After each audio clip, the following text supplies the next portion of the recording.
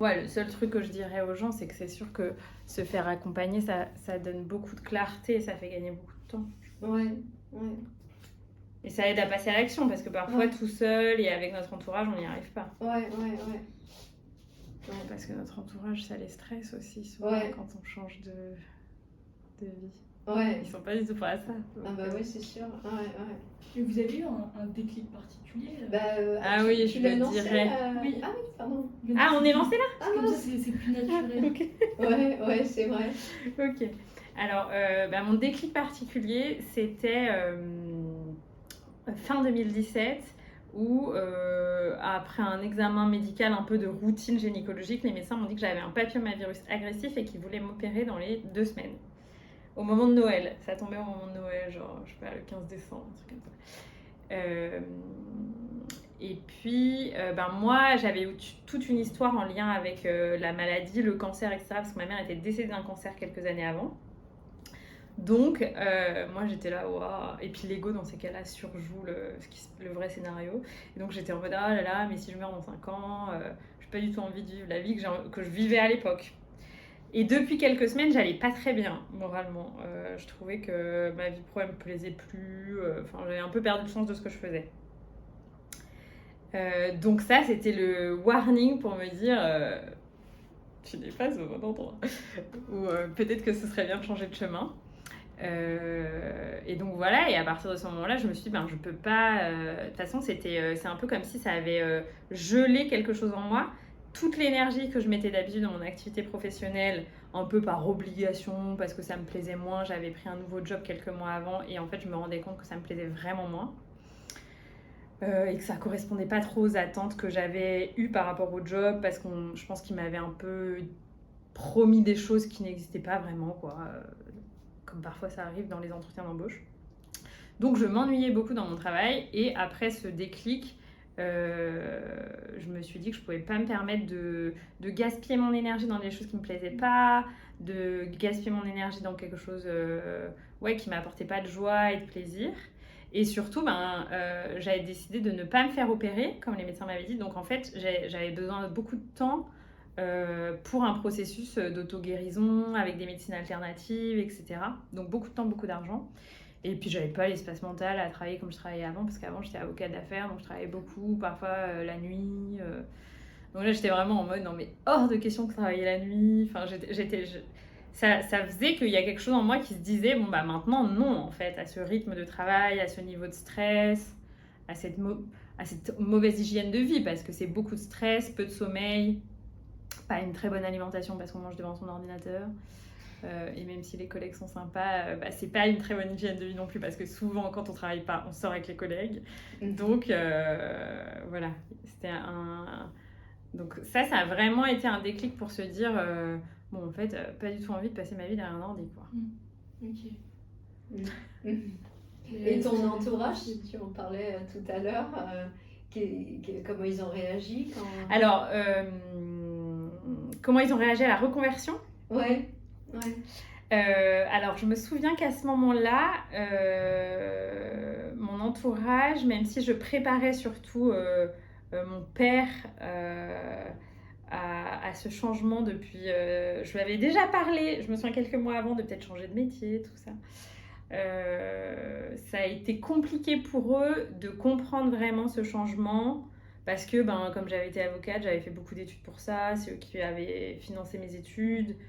Ils comprenaient pas trop, et en même temps ils avaient quand même un peu suivi ce processus avec l'examen médical et tout ça, mais de très long. Il y avait beaucoup de choses que je leur avais pas partagées, parce que beaucoup de gens étaient insécurisés aussi par le fait que je décide de pas me faire opérer et tout ça, donc les gens étaient inquiets pour moi, bref. Donc ma famille, ils ont pas trop compris jusque fin 2020, donc quand même beaucoup plus tard, où ils ont vu qu'en fait ça marchait, mais je crois qu'ils étaient inquiets.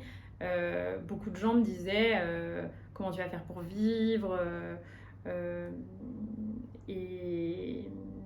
et puis en fait 2020, comme il y a eu aussi tout ce processus au plan collectif où les gens ont eu plus de temps pour se consacrer à leur bien-être, etc., que moi je proposais du yoga mais aussi du coaching, donc en fait ça s'ouvrait à ce moment-là. Et je me souviens que ouais, quelques personnes dans ma famille m'avaient envoyé des messages en 2020 en disant « Ah bah en fait, peut-être t'as raison, peut-être c'est le bon moment, les cours de yoga ça marche bien en ligne. » Et donc, quand en 2020 j'ai tout de suite commencé à vivre de mon activité, bah voilà, je pense que ça les a rassurés en fait. Mais c'est normal, moi je me mets à leur place, j'aurais probablement été aussi un peu inquiète. Mais je pense que quand on est bien accompagné, quand on a bien préparé son projet, que voilà, moi c'était un projet que j'avais dans ma tête depuis 2017-2018 et je me suis toujours fait accompagner depuis. En fait, ça peut que bien se passer parce qu'on prend du recul, parce qu'on reçoit de l'aide de certaines personnes et quand on est soutenu, ça donne vraiment le courage de passer à l'action. Alors que quand on est tout seul, on a un peu ce truc d'avoir peur de se lancer, d'avoir peur de sortir de sa zone de confort. Peut-être qu'on connaît pas des gens qui ont fait ça, donc on se sent un peu genre... Alors que dans toutes ces démarches de préparer un projet entrepreneurial, il y a souvent aussi aller à la rencontre d'autres professionnels. Et ça c'est important, ça donne des exemples en fait. Et je trouve que la vie est toujours faite de ça, de personnes qui nous inspirent en fait pour changer. Et souvent avant ce genre de changement on a besoin de personnes qui nous inspirent et puis peut-être de trouver une ou deux personnes dans notre entourage qui sont soutenants et tout. Mais même si on n'a pas, c'est pas grave parce qu'on peut trouver cette ressource en nous avec les accompagnants, avec les rencontres qu'on fait. Mais du coup, pour vous, c'est quoi votre plus gros challenge dans tout ce processus du coup, qui a été sur beaucoup d'années, ça a été beaucoup de réflexions, et pour vous, c'est quoi le plus gros challenge que vous retenez? Le plus gros challenge, je crois que c'est celui que tout le monde a tout le temps, cette espèce de peur du manque en fait. Seulement financier ou du manque de stabilité aussi Alors moi, le manque de stabilité me faisait pas trop peur, mais parce que j'ai pas trop cette... ça fait pas trop partie de ma personnalité. Et puis je crois que quand on est entrepreneur, vaut mieux savoir créer sa propre stabilité et accepter l'instabilité. Mais oui, cette peur du manque parce que moi j'étais dans une situation professionnelle où il n'y avait pas le système du salariat, donc il n'y avait pas de possibilité de chômage ou de rupture conventionnelle. Et du coup ça a nécessité une vraie d'avoir mis beaucoup d'argent de côté avant, de préparer pour que rapidement ça marche en fait, et qu'il n'y ait pas une longue période de test ou de lancement, et voilà. Et je crois que c'est quelque chose qu'on travaille un peu tout le temps après en fait à d'autres niveaux, mais j'en parlais ce week-end avec d'autres personnes qui disaient que beaucoup de gens ont la peur de se retrouver dehors en fait. Et moi, ce que je me disais, ma famille me disait non mais comment tu vas payer ton loyer? J'étais là-bas. Déjà, je vais jamais me retrouver à dormir dehors. J'ai plein d'amis, il y a plein de solutions possibles. Mais beaucoup de gens ont cette peur, un espèce de truc inconscient. Et donc, je crois que c'est juste faire confiance. Et puis voilà, c'est à la fois avoir une forme de pragmatisme au plan financier, trouver des moyens de se faire financer le bilan de compétences, de signer une rupture conventionnelle si c'est possible avec les personnes pour qui on travaille. Enfin voilà, trouver plein de processus qui existent, en fait, surtout en France. Et pour ça, on a beaucoup, beaucoup de chance. Et puis à un moment, y aller. Et l'autre déclic que j'ai eu, c'est que je crois que c'était à ce moment-là d'ailleurs, quelques semaines après que j'avais décidé de chercher vraiment un accompagnement pour mon projet entrepreneurial, c'est que j'ai eu un court voyage au Liban sur une invitation d'une amie. Et là-bas, j'ai rencontré des gens ils ont vraiment un esprit entrepreneurial et puis ils ont une grande instabilité dans leur pays. Donc eux, quand ils ont une idée ou un rêve, ils se posent pas de la question de se dire peut-être plus tard, ou peut-être quand j'aurai le chômage, ou peut-être ci ou peut-être ça, parce qu'ils n'ont pas cette sécurité à l'extérieur.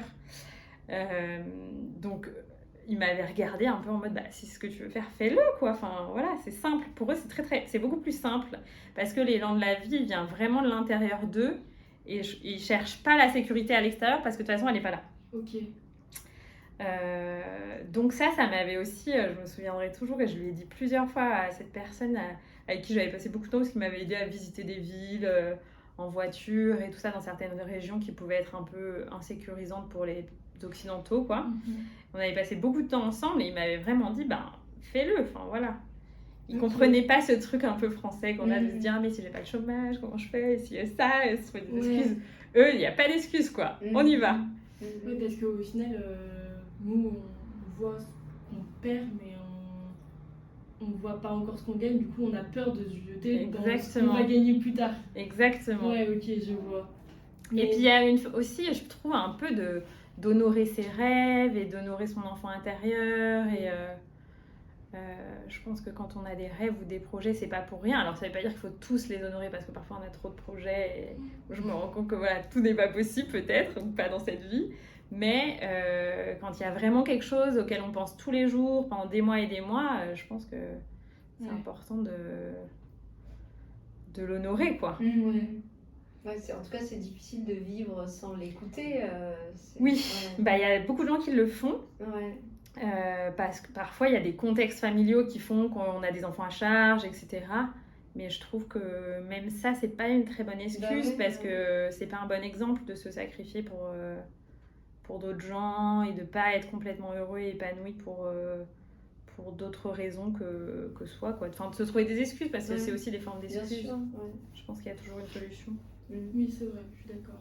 Mais en fait, comme vous dites, au final, au moment où vous êtes lancé, ça a roulé comme sur des roulettes. J'ai pas d'autre explication. Mais est-ce que du coup, vous avez eu certaines difficultés à confronter ce que vous aviez en tête et ce que vous vivez du coup maintenant à vos départs, ou pas du tout, ça s'est passé comme vous le souhaitiez, on va dire. Alors, je suis désolée si c'est pas clair. Si, c'est clair, je réfléchis. Est-ce que y a des choses qui ne sont pas passées comme prévu? Je trouve qu'un grand challenge, c'est la gestion du temps et de son énergie. Et en fait, je me suis retrouvée assez vite, parce que voilà, quand on aime ce qu'on fait, on compte pas trop son temps, son heure, etc. Et je trouve que le risque, c'est de refaire une espèce de burn-out entrepreneurial, quoi, d'être à fond les premiers mois, parce qu'on se dit que c'est important d'être à fond les premiers mois, etc. Et du coup, de nouveau, un peu tout miser sur sa vie professionnelle, etc. et pas faire de la place au reste. Okay. Ça, je l'ai vu au début, et donc assez vite, je me suis dit, hop, on va faire un peu match arrière, organiser les choses et tout ça. Parce qu'en fait, aussi au début, quand on se lance et que ça marche, on reçoit plein de propositions, plein de gens qui veulent travailler avec nous.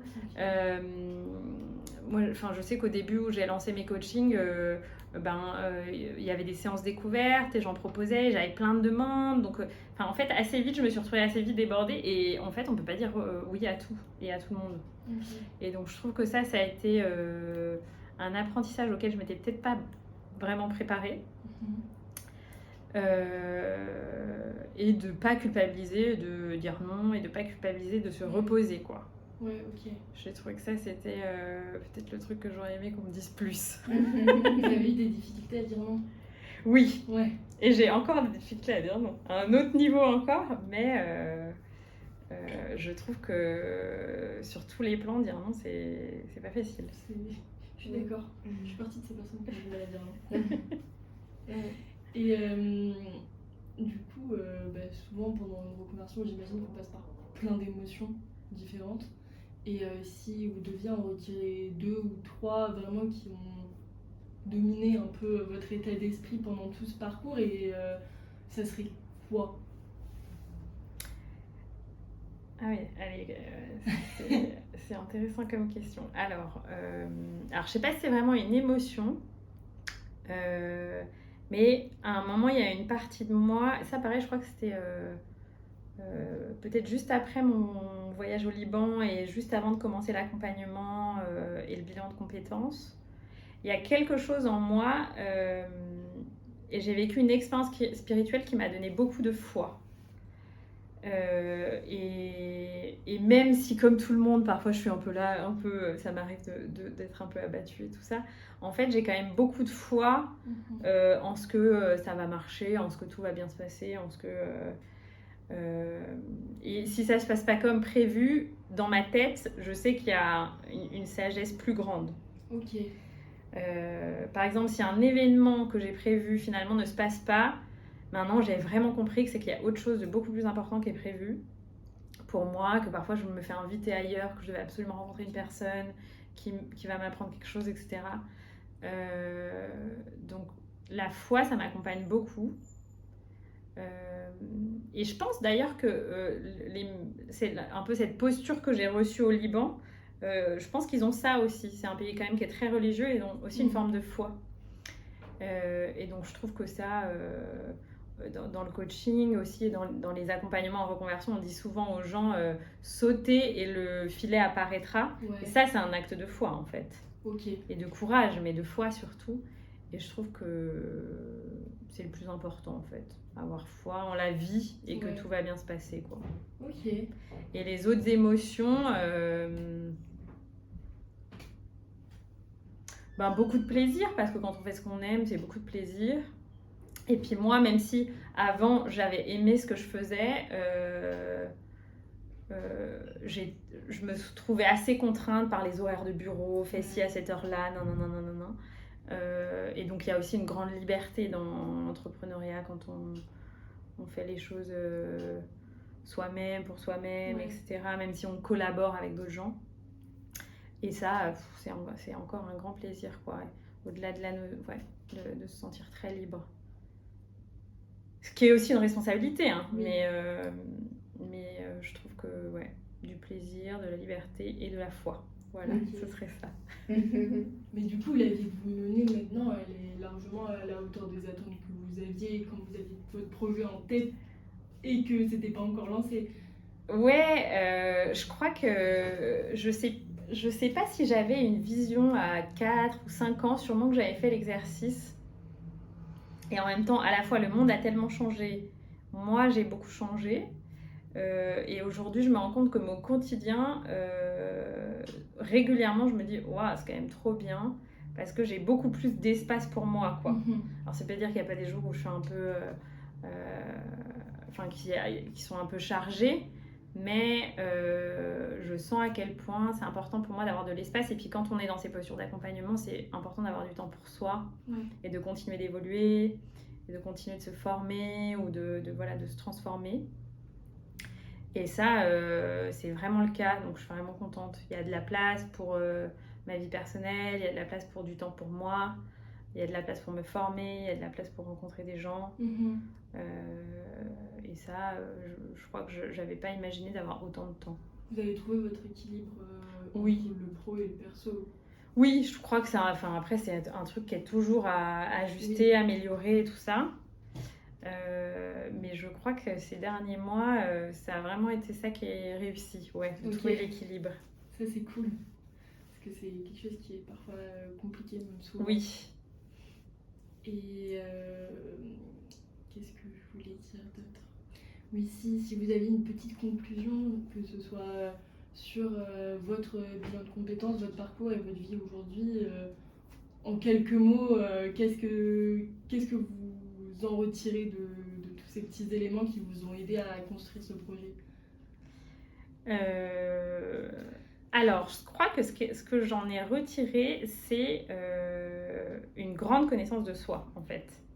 Et je crois que pour qu'une aventure entrepreneuriale marche, quelle qu'elle soit en solo ou avec d'autres gens, ça nécessite une grande connaissance de soi, quoi. Dans qui on est, les valeurs qu'on veut partager, les rêves qui sont vraiment alignés pour nous, les projets qui sont alignés et pas alignés, notre niveau d'énergie, comment on fonctionne. Et puis en plus, c'est quelque chose qui évolue tout le temps, mais je crois qu'un bilan de compétences, ça apporte vraiment une connaissance de soi. Ça apporte une clarté sur un projet, parce qu'on va rencontrer justement des gens qui ont déjà fait ce qu'on fait, ou ce qu'on a envie de faire, ou des choses comme ça. Et puis moi, j'étais vraiment allée dans la perspective d'un bilan de compétences avec une grande ouverture. Il n'y avait pas beaucoup de portes qui étaient fermées. Et donc ça m'avait aidé à vraiment fermer petit à petit différentes portes. Et je crois que ça donne de la clarté. On peut avoir une posture très ouverte face à la vie et en même temps de la clarté. Ça donne des connexions, des rencontres, des gens qui nous inspirent et une grande connaissance de soi. Voilà, je dirais ça. Ok.